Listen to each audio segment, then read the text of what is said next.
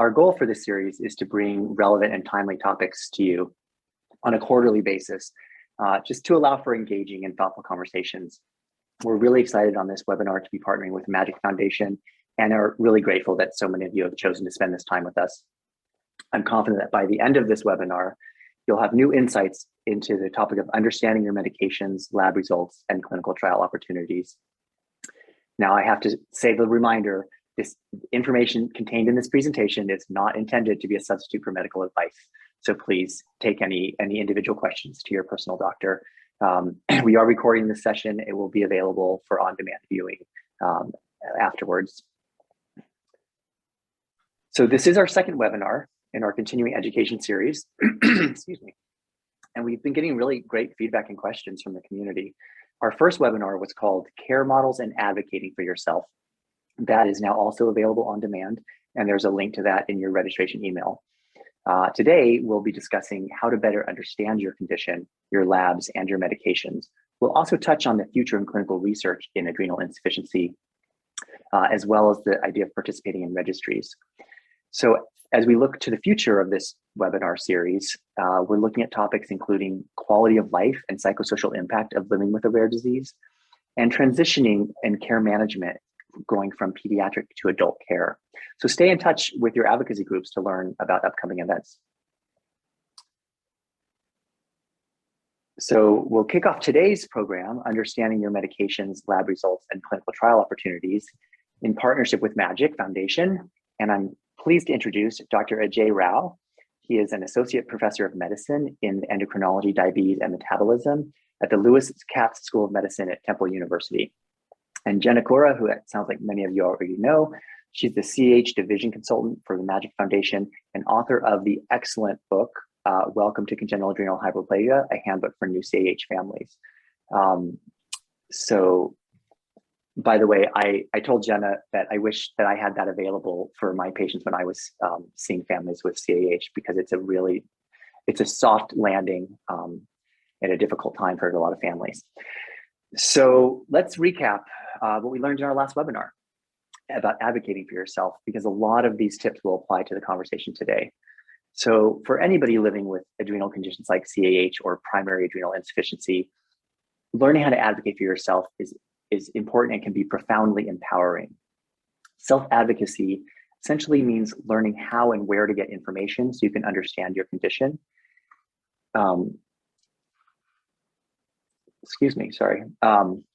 As well as speaking up for yourself and being a participant in making the decisions that affect your health and your life. It also involves listening, asking questions, expressing your thoughts and feelings, connecting to a support system, and finding a doctor who can be a partner with you is a very important piece of that. There are some really excellent ways that you can become more confident and effective as your own health advocate. We'll go through a few of those. First is learning the basics of your condition. Anybody dealing with an adrenal disease should educate themselves because nobody understands your body better than you. So by understanding the way your condition works, you can sort of listen to your body better and be able to communicate what's happening with you to your healthcare team. And then of course, not only is your doctor hopefully a great source of information, but the internet has tons of information on it. We all know that can be good and bad. So I strongly encourage you to utilize that resource, but to just be mindful and use vetted resources. I know the Magic Foundation has some really great links on their website with accurate and current information that's all been reviewed by medical professionals. One of the things that's really important about and self-empowerment for adrenal conditions is knowing how to accurately take your medications, especially stress dosing steroids in times of need. And then also having a plan in case of an adrenal crisis. So that means you have your medical bracelet, you have your emergency kit, and you have someone who can help you get through any stressful situation. That the idea behind this is that you are in control of your condition, not that you're feeling that it's controlling you. Another great way to empower yourself is by connecting with a specialist. So for adrenal disease, that specialist would be an endocrinologist. An endocrinologist can help you sort of detect any early changes in your condition so that you can tweak medications if necessary. I recommend that you keep track of your questions between visits, and so that you bring them to your next appointment and can make sure that you continue your ongoing education about your own condition. Another thing that endocrinologists can do is they're oftentimes up to date on the latest clinical trials. So if that's something that interests you, they should be able to answer those questions, or at least find out the answers for you. So of course, another thing is to feel empowered is to understand the treatment recommendations. Treatment for CAH in particular really does vary by every individual, but the overlying tenets are the same. And so for anybody who's dealing with CAH, whether it's you personally or you're a caregiver or you're a healthcare provider, we should all be familiar with the current treatment guidelines. And Magic Foundation is a great resource to find those. And then lastly, connecting with others. The sense of community that's clearly represented in the number of people on this call is huge. A lot of people living with rare disease, they feel alone. And so connecting with other individuals and families, for example, through Magic's support group network, can be really empowering. And I know people like Jenna, she went through it. She had people shepherd her through the initial process when her daughter was born. And now she's turning around and devoting her life to helping people. So that's paying it forward to me. And I think it's amazing. And so it's really rewarding for me to see the power of this community. So with that, we will go ahead and jump in, and I will hand it back over to Jenna for the meat of today's topic. Thanks, Jenna. Great. Sure thing. So the agenda today allows for us to understand, the title is Understanding Your Medications, Lab Results, and Clinical Trial Opportunities. And so that's going to be the heart of this conversation. It's important to remind everyone that you should use the chat feature, ask your questions, but still remember we can't give medical advice. In this particular context, I can say some of us in this call, myself not one of them, are doctors, but we are not your doctors or your child's doctors. So please always go to your own doctor and medical professionals for questions specific to you or your child. But today's agenda is going to be about living with adrenal insufficiency, understanding your medications, lab results, treatment adherence, responding to an adrenal crisis effectively, and then talking about some clinical trials that are underway right now, and if any of those opportunities may be right for you or your child. We are thrilled with the participation today, and I know a lot of you asked questions during the registration, so many of those questions are going to be integrated into this presentation already, so thank you so much for contributing those. And we're going to start off with a polling question. So I want you to think about this, and we're going to ask some questions throughout. The first question is, the condition that I live with or am a caregiver for is A, primary adrenal insufficiency or Addison's disease, CAH, any form, it could be classical, non-classic, salt wasting, non, or other. So if we can have that polling question appear, or if it has already, I'm going to give you all just a moment to answer that. And when those in charge of the polling questions feel that they've got a pretty good response, we will see the answers momentarily, I believe. All right. Let's see. Are the polling answers ready? I'm not quite sure. Let's see.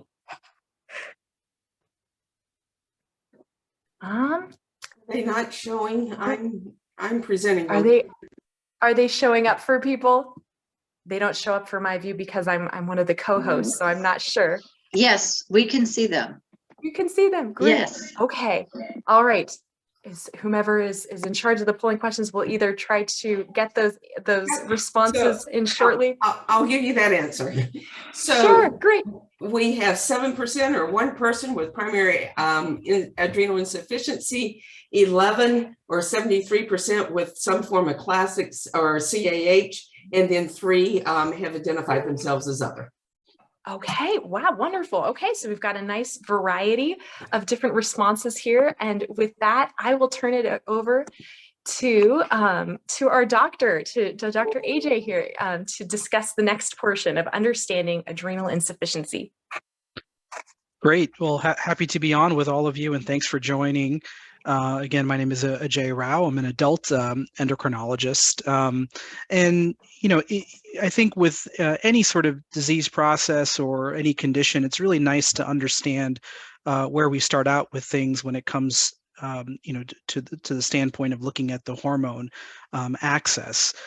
So to really explain adrenal insufficiency and more specifically CAH, we really need to understand what we call the HPA axis. The HPA axis stands for H for hypothalamus, P for pituitary, and A for adrenal glands. And together these comprise the all-important negative feedback loop, which we'll go into in here in a second. Each have their own specific function, but when all three work together, their function is known as HPA axis. And you'll hear perhaps a lot of us talking about this when we are seeing patients with CAH. It's really the largest neuroendocrine system in the body, and it's really this cycle that controls body responses like inflammation, blood sugar regulation, and of course, stress. So let's pick a stressful event. So a nice way to think about the hypothalamus is sort of the headquarters of all of this. The hypothalamus responds to the stress emergency by really activating this corticotropin releasing hormones that you see in the small yellow dots there into the bloodstream. Next, this CRH entity tells the pituitary gland to release the hormone ACTH, adrenocorticotropic hormone, into the bloodstream. And this travels down in the bloodstream to the adrenal glands, these little walnut-sized glands sitting right on top of the kidneys, where it signals the adrenal glands to release the stress hormone called cortisol. Cortisol, as many have probably heard, modifies the body's response to inflammation, stimulates the liver to raise blood sugar, and helps to control the amount of water in the body. The adrenal glands actually also secrete another hormone called aldosterone, which regulates salt and water levels, which affects how much volume of blood you have in your body and also blood pressure. But here's the important part. When the levels of cortisol in the blood become high, there are sensory receptors in the brain which actually turn off the process. So this is sort of this feedback loop for producing cortisol. And as I mentioned, that is this negative feedback loop of the HPA axis. And this is how our body should function normally. Next slide. So, I think a good understanding of that basic slide can help us understand what happens in individuals with CAH. So CAH are disorders that are caused by disruptions in this HPA axis. So classic CAH or classic congenital adrenal hyperplasia is a genetic disorder whereby a missing enzyme, 21-hydroxylase, prevents cortisol production. More significantly, or most significantly, when cortisol, the stress hormone, isn't produced, there is actually a resultant increase in the production of androgens, which you can see here in the top right. So in CAH, treatment actually has two purposes. The first is to replace this cortisol that the body is unable to produce, which allows the body to adapt to stress, which is very important. But the second important feature of the treatment is to overcome the excess production of the androgens, or what we might think of as testosterone-relating hormones that result because of that negative feedback loop not functioning. Without the negative feedback, ACTH stimulates the adrenal glands to increase hormone production. And lack of that enzyme means cortisol production is blocked, so hormone production is kind of skewed or shunted to make more of these androgens, which can cause early puberty, acne, menstrual problems, etc. And increasing the glucocorticoid dose can suppress this overproduction of adrenal androgens. Now, adrenal insufficiency occurs when the body produces antibodies that destroy the part of the adrenal gland that produces cortisol and aldosterone. Next slide, please. So understanding your lab results. So hopefully you've been able to see those earlier schematics and now have a better understanding of what your doctors are potentially testing. And so when your doctor requests labs to test for hormones, he or she is looking to see if your medications are properly dosed. And in CAH, the lack of cortisol leads to excess ACTH and reduced aldosterone. In CAH, androgens can be elevated, which may cause bothersome side effects like early puberty and infertility. How much medication is required to replace cortisol is usually determined by potentially your body size, also your symptoms. However, your doctor will also measure your androgen levels to determine if you're on the correct dose of glucocorticoids to control the overproduction of adrenal hormones. All right, so we also got a lot of questions during the registration period, and we've integrated those into this presentation. So the first question that was brought up that is a good one for this topic is something that Chris asked. He said, "What if you have symptoms of CAH, but some of your lab markers are normal?" And in the chat, he added also, for example, low aldosterone, low or normal renin, but normal 17-OHP. What do you think about that, Doctor? Yeah, so I think obviously any of these tests, if you're still having symptoms of CAH, any of these tests, it warrants retesting, making sure we didn't potentially miss something. Obviously, symptoms of CAH might also be connected with other problems that need to be sort of tested for by your physicians or other providers. So I think that's important to keep in mind. Obviously, the 17-hydroxyprogesterone levels being normal with some other abnormalities in aldosterone and renin, perhaps suggest different types of workup that might need to be done to investigate specifically the low aldosterone and low renin levels. But the 17-hydroxyprogesterone is very helpful in the diagnosis of CAH and also the monitoring. And then Subra asked, why does the 17-OHP level fluctuate so drastically, even without a change in dose? Yeah, and this is always the struggle in clinical practice. Obviously, tests can vary. There might be a natural variation or difference in a test from day to day.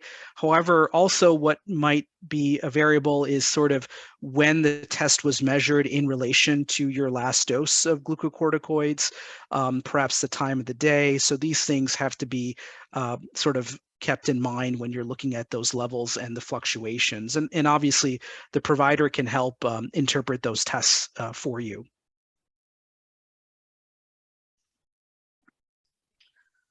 Dr. Rao, I'm going to ask a question here that just came in that I think is really important right at this point. So do you always test fasting, or can these levels be assessed later in the day?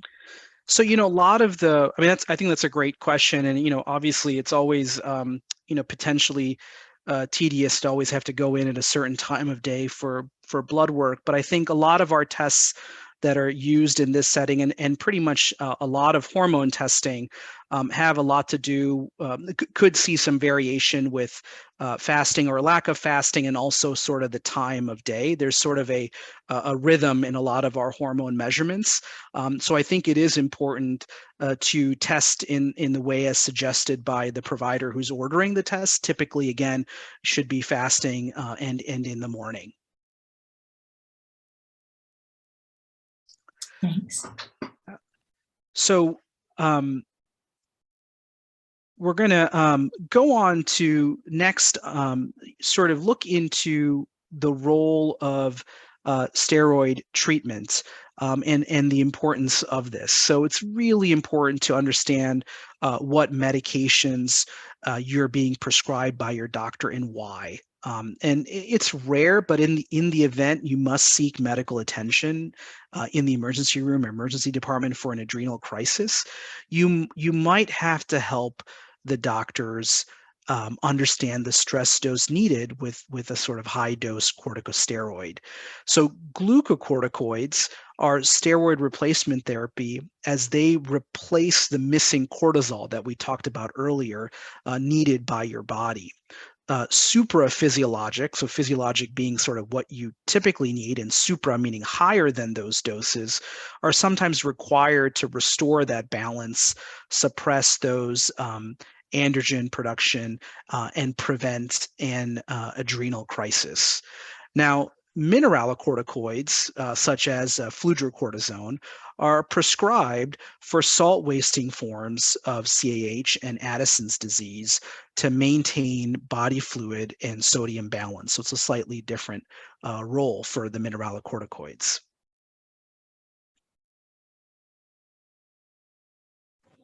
So we have another question that came in from the registration process, and Jamie asked, what are the most important factors to consider when dealing with a salt wasting CAH patient as they process into their latter years, if they're 60 or more years old, for example? Yeah, that's another great question, and something that for example, somebody like me who's an adult endocrinologist is always trying to figure out the best course.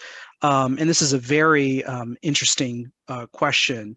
And things change as we get older, and perhaps what are the benefits and what are the risks might change over time. And we'll talk a little bit about this in the next couple of slides.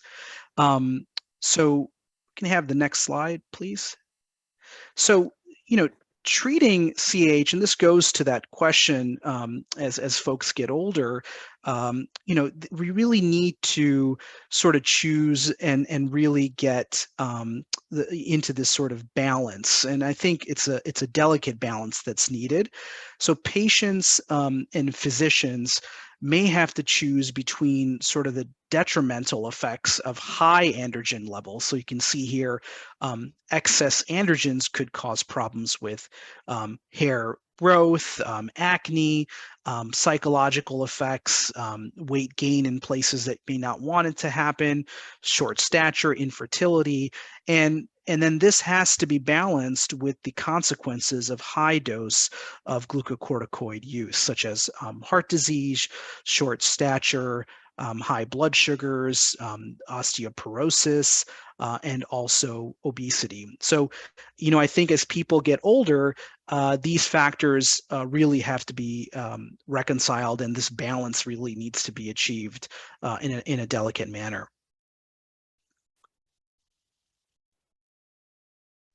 We are on to our next polling question. So all of you get your computer mouse or a phone finger ready to go. Our next question is, what medications do you currently take for adrenal insufficiency? Or if you're a caretaker, what medications are you giving to your person you are caring for? Hydrocortisone, prednisone, prednisolone, methylprednisolone, or however variation of that you pronounce it differently, dexamethasone, fludrocortisone, solocortef, other, I don't know, or any combination. You can select more than one answer here. So I'll give everyone a few moments. Ooh, it's letting me answer as well. I'm going to answer right along with you. Got 3 answers for my CAH kiddo. And we'll see if we can get some responses in a moment. All right, it looks like the majority take hydrocortisone and a bit of fludrocortisone, a smattering of prednisone and its similar medications, and dexamethasone, and a whole lot of solocortef there. All right. So it's really nice to see the variety of steroids that folks are on, so we can kind of go into some of the common corticosteroid agents that are available. So this slide shows a comparison of glucocorticoid preparations with the shortest acting hydrocortisone shown compared to these other glucocorticoids, as well as the mineralocorticoid fludrocortisone. And so you can hopefully see here that These are potentially the glucocorticoid strength of the hydrocortisone and how this compares to prednisone or prednisolone or methylprednisolone, and then also how this compares to dexamethasone. Fludrocortisone has a prominent mineralocorticoid effect, but really doesn't have any glucocorticoid effect. And so you probably see a lot of patients taking that in tandem. So here is a nice quick reference for the most common symptoms of adrenal hormone replacement, excess and deficiency. And I think this is important for us to know as providers, but also is really crucial for patients to have a good understanding so they're able to report these back to their providers if they're experiencing them. So taking too much of the glucocorticoid can result in common symptoms such as weight gain, fatigue. You might notice yourself bruising more easily and wondering where that's coming from, muscle weakness, redness in the face, mood swings, and inappropriate hunger. On the counter, if you are having symptoms of too little, sort of might see the opposite: weight loss, weakness, severe fatigue, nausea, and loss of appetite, and potentially changes in your skin pigmentation. Now, if you take too much of the mineralocorticoid, fludrocortisone, you might notice sort of a problem with managing high blood pressure or having high blood pressure. You could notice ankle swelling, and exertional headaches, so headaches when you're moving around. And if you have too little of this, you're going to have problems with reductions in blood pressure, nausea to the point that you're vomiting, and that might make it even more difficult to take the medications, dizziness, sometimes to the point of passing out, salt craving, and then potentially muscle cramps. Dr. Rao, if we could go back to that slide, a question came in earlier. So based on those symptoms of excess or deficiency, would you expect your lab results to be out of range, too high or too low based on some of these symptoms? Would your labs be able to tell you that? Yeah, so, I think that's the one thing that's always, why it's not just doing one thing or the other. It's usually involving both it usually involves both the lab tests and the symptoms. And a lot of the providers will be interpreting the lab work in the context of what symptoms the patients are potentially having. So I think the answer to that is it's always important to report these symptoms irrespective of the lab tests. And the lab tests alone are not what we completely rest our hat on. We rest our hat on not only the lab tests, but also how the patient is potentially feeling and what sort of symptoms they're experiencing. And one last question that just came in, if you can work this into this slide. So testicular adrenal rest tumors that we see in men, TARTs, is that a facet of too much or too little of glucocorticoid or mineralocorticoid? Yeah, so I think this is it is a long-term sort of effect that we do see in patients, and it could be related to achieving sort of that perfect balance.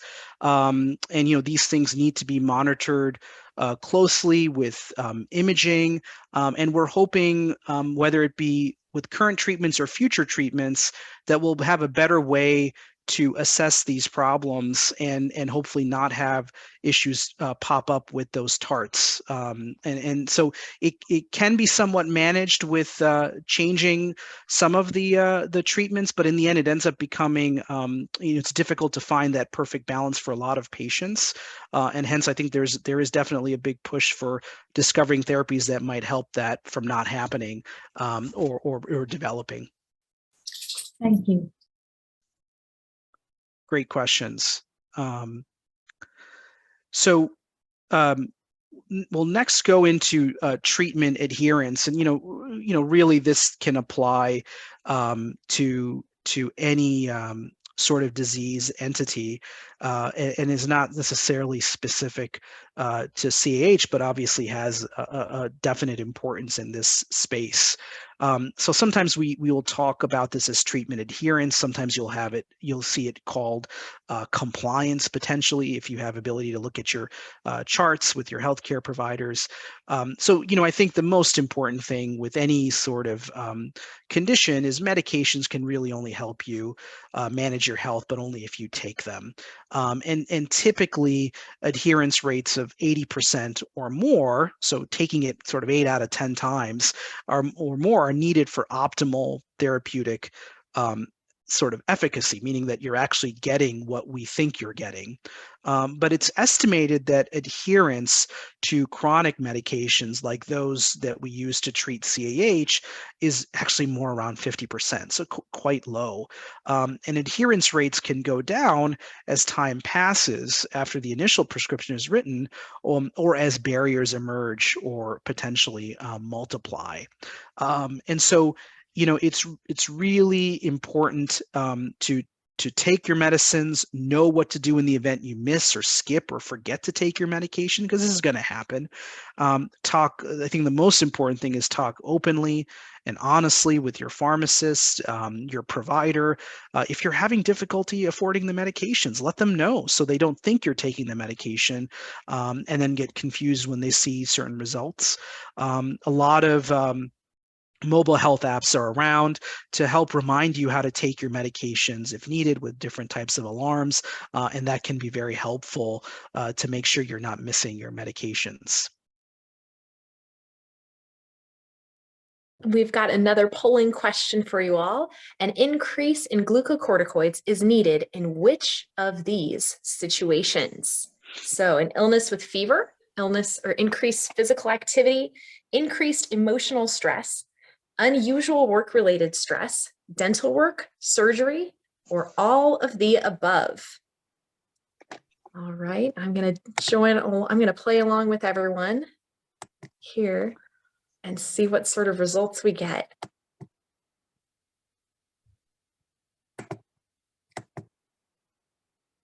All right, do we have the results ready? All right, it looks like a lot of people said illnesses with fever, less responses for most of the next one, dental work, surgery. A whole lot of people, 62%, said all of the above. So Dr. Rao, what do you have to say about that? Yeah, so, I think adrenal crisis is really something we want folks to be prepared about, and sort of the point of that question. So, being prepared in the event of an adrenal crisis is really, really important. An adrenal crisis is considered a medical emergency and should really be taken quite seriously, and could potentially be life-threatening. And understand what can cause an adrenal crisis and what you need to do is really crucial. And you should ensure you have information to share about your treatment of one's treatment of adrenal crisis. Tell your close friends, tell your roommates, tell your workmates, so they know. There are some adrenal crisis care letters for emergency room staff that can be found at the websites noted below, the Magic Foundation, CARES Foundation, and NADF. And this can be really helpful for folks when they go into the emergency. The emergency doctors may not be aware of what to do. They might be going down a whole different line of treatment for you when it might be something so crucial and related to an adrenal crisis. So that's really important to carry around and have available with you. Another polling question for you, just making sure everyone's awake. Now it's been a long Monday and Tuesday already, but let's move on. The next one, empowerment through preparation. Do you have a Solocortef injection kit? And do you know how to use it? So yes and yes, yes and no, no and yes, no and no. Do you have that kit? And if so, or if not, do you know how to use it? Let's see. We'll wait just a few moments while everyone thinks about if they forgot where their kit is and when they last saw their injection training videos or injected into an orange. Yes and yes is the majority with 64%. Yes, they've got the kit, but no, they don't know how to use it, 18%, and nope to both, at 18%. So a bit of everything happening here. All right. So, I wanted to just comment on some nice points here in the chat.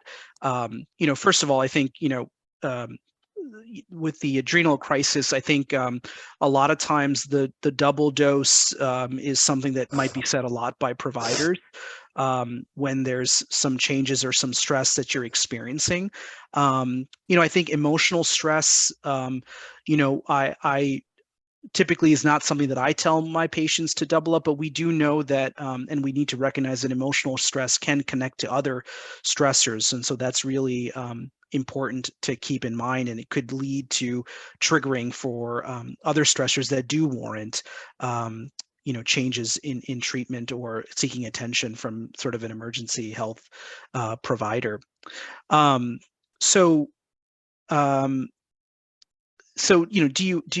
We were talking a little bit about the Sol-U-CORTEF and sort of what is sort of the next step here, and it looks like a lot of you mentioned that you either know of it or you do know how to use it, or you don't know how to use it. So it's really important, I think, to make sure you have an ability to have that prescribed for you, and that you have a way to understand how to use that, because that might be very important in settings where you're unable to take anything by mouth. And that's really important to keep in mind, because that can happen.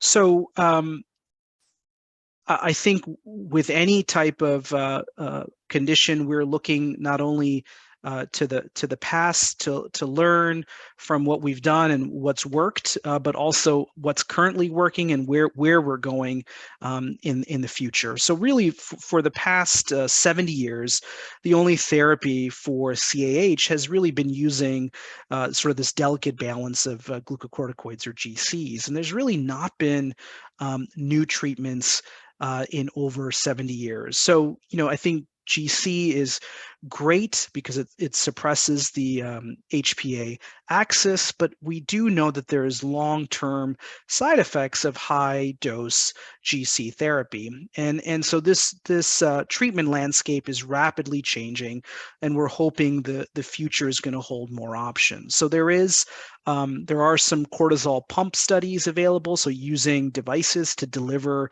the glucocorticoid in a sort of stable and continuous fashion, kind of like what your body might naturally do. Modified release hydrocortisone, auto injection for adrenal crisis. And then, going back to that initial schematic we showed, antagonists or blockers of that corticotropin releasing factor are actually undergoing clinical trials. And to a point, a question that was brought up earlier, is gene therapy and clinical trials there. And I think these things, the timeline for gene therapy is, these things take time. One's is to develop them and then to test them in the appropriate population. And the most important thing is to make sure they're safe. So I think it's hard to comment on that right now, but I think they are up and running. And coming hopefully in the nearer future. It is frustrating to not see treatments in the last 70 years, but I think at the same time, these treatments take time because we're just maybe further understanding how the CAH problem, kind of expresses itself in patients who are now living full lives. So hopefully we have a better understanding as time goes along, and hopefully that we won't be saying this, we won't having the same slide again 10 years from now or 20 years from now, that we are seeing a lot of treatments.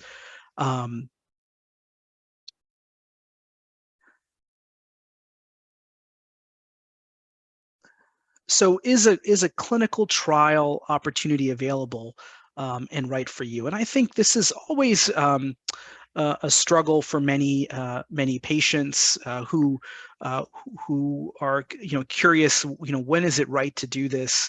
and what could be the benefit for one's own health or others. So, as I previously mentioned, there's been tremendous frustration, no new drugs in this space for nearly 70 years.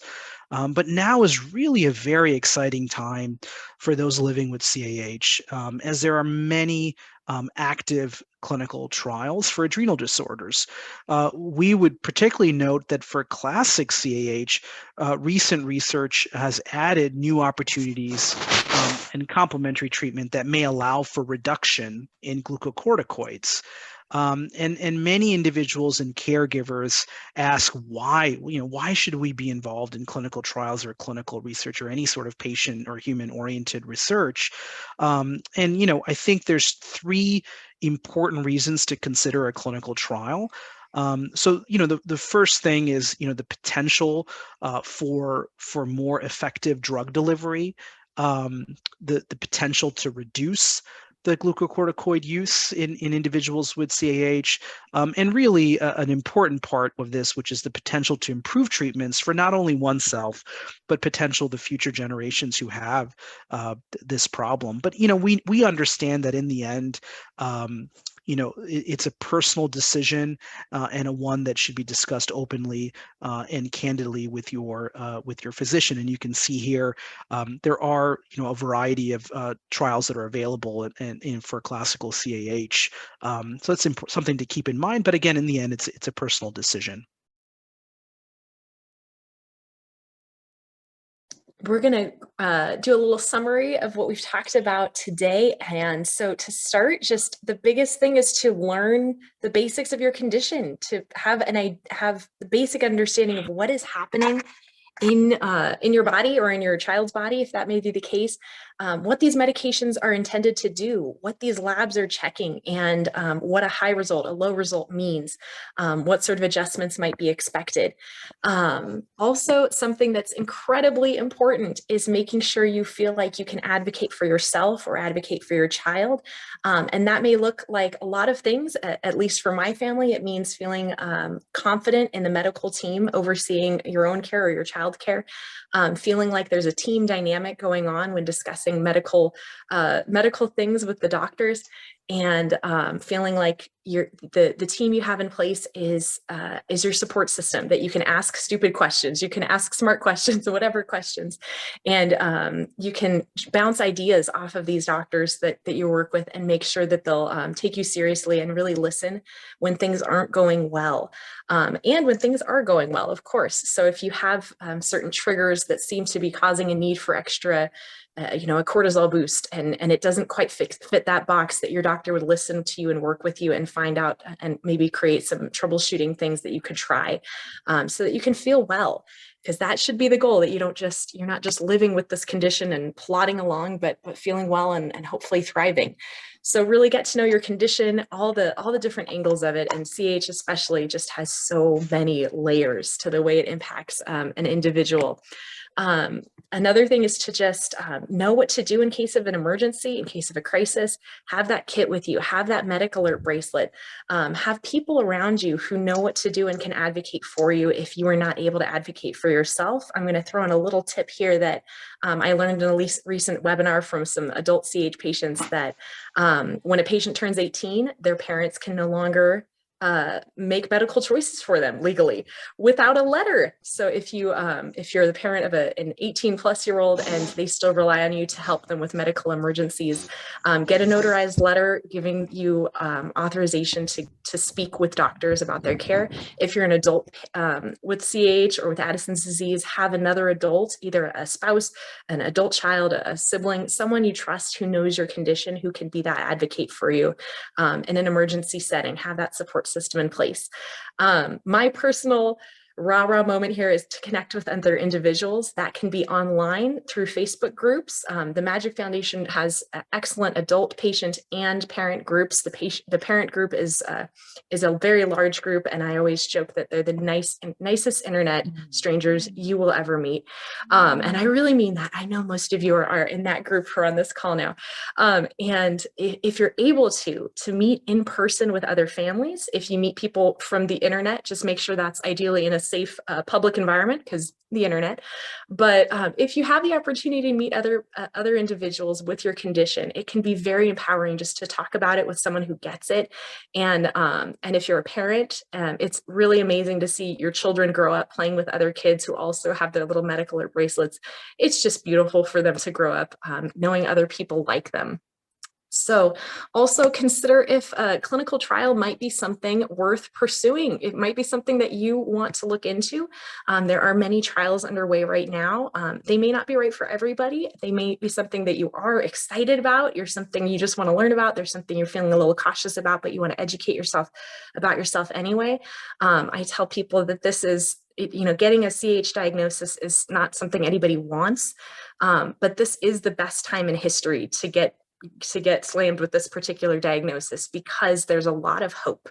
The trials don't come with guarantees or promises necessarily, but they certainly provide a lot of hope that the future for CAH is going to look a lot differently than the past. So if that's something that interests you or that you just want to learn about, there's a lot of trial opportunities underway. So with that, we're going to get into some question and answer time. Many of the questions that were asked in the chat have been addressed. I've been noting them all along as well, though.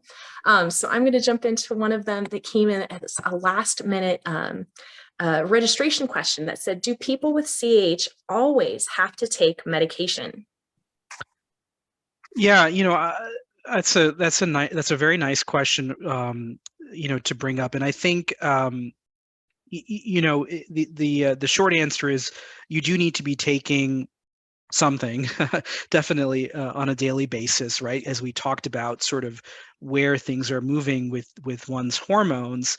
And I think, I know sometimes when we think of medication, we're thinking maybe something foreign or something created to block something. In this space, a lot of times we're giving exactly what your body needs in the form of a tablet. And so I think the answer to your question is yes, but it's sort of giving back to your body what it actually needs, is kind of how I would term it. And then another question, is the hydrocortisone treatment damaging to the kidneys? Does the cortisol create any severe side effects in the long run? Yeah, so we touched on a little bit of those, the glucocorticoid excess problems, whether it be problems with your bones, concerns for osteoporosis, but potentially if you're getting way too much and it's not balanced properly, the chance for weight gain or issues with your blood sugars, problems with, potential development of diabetes. Obviously, the lucky thing when it comes to the so one may think that is the kidney have a chance of getting damaged because it's so close to the adrenal gland, and I think that's a great question. Typically we are monitoring that with most of our routine blood tests, and so that would be caught very, very easily. Sometimes you can have brief changes in your kidney function, maybe in a setting where you get very dehydrated or well behind with your steroid use for a crisis, but all of that is reversible. I think in the long run, the kidneys should do fine as long as there's no other reason for you to develop a kidney condition separately. Thank you. And then this one may be a pretty broad question, but perhaps you can give a quick version of the answer. What is the ideal lab result ranges for each test? And this question is specific to pediatric, but perhaps it would pertain equally to adult patients. Yeah, so all of these tests will, you can find what we call the reference range, typically on any sort of commercial website, and asking for the particular lab you're interested in, and there will be potentially pediatric ranges for a lot of these hormone measurements. However, I would say that those reference ranges and those levels will be interpreted in the context of what the patient has and how the patient is feeling. So it's hard for me to just list out the reference ranges off the top of my head, but I think those are things that should be available to you, and you can definitely ask your provider for what you think the target and ideal lab result should be. Excellent. Yeah, it's a tough one. It's got a lot of, well, it depends, right? That's a Yeah. lot of Yeah. a lot of these.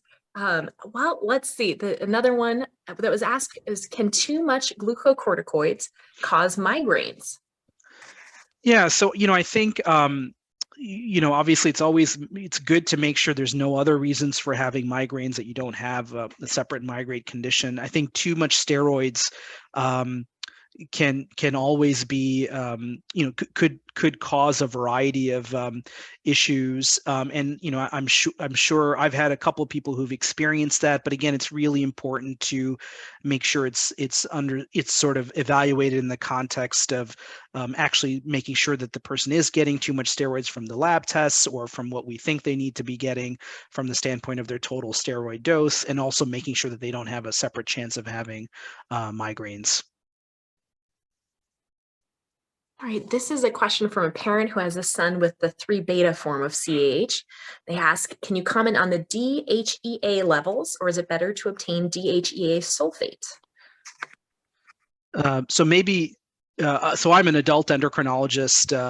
So Dr. Charlton, I was wondering if maybe you could take that question, if you don't mind. Sure. So the difference between DHEA and DHEA sulfate is that the DHEAS is specific to the adrenal glands because it's the same hormone, but it can be produced other places, but only the adrenal glands sulfates it. So generally speaking, people will pay close attention to the DHEAS. That said, I can tell you the way I was trained is that I would always order both. And in peds, what we generally do is we take a broad swath, because, as I know somebody mentioned earlier, the 17-OHP fluctuates a lot, different times of day, different stress levels, things like that. So there are so many moving parts to this. So each individual child, we want a broad palette to give us an overall context. So my guess is your doctor probably orders both, but that's sort of the difference. I think probably of the two, DHAS may be more informative, but I would get both. Excellent. All right, here we have another question. What's the best way to find an endocrinologist who is proficient in adrenal issues? Most seem to specialize in thyroid, diabetes, and androgens. Yeah, in the United States, and actually even I think internationally, the Endocrine Society website is a nice go-to area. There's sort of a hormone health section there. There's a section there where you can look up physicians who have specific interests, and hopefully they have the provider has denoted their interest in those items. Obviously, it's also helpful to look at profiles of physicians on the health system or practice website, and hopefully they might mention their interest. And also we talked about centers of excellence that are around and available in the country, and that obviously makes it easier to find those folks. And a lot of times just reaching out, your primary care provider may know of folks in the general area or near to you, or who to at least start with to find out.